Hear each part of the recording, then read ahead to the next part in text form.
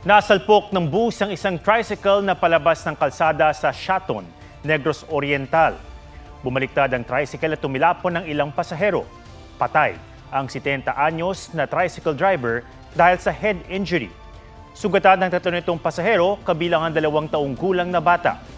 Hawak na ng pulisya ang bus driver.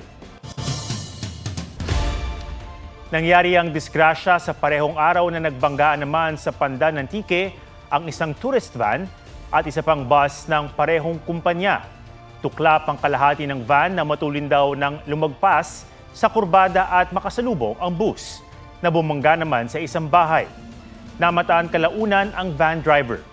Sugatan naman ang 9 na pasahero ng bus at tsuper nito na hawak na rin ng pulisya. Nanindigan ng bus company na batay sa investigasyon ng pulisya, hindi sila ang dahilan ng disgrasya sa Antique, habang wala pa silang pahayag sa aksidente sa Negros Oriental.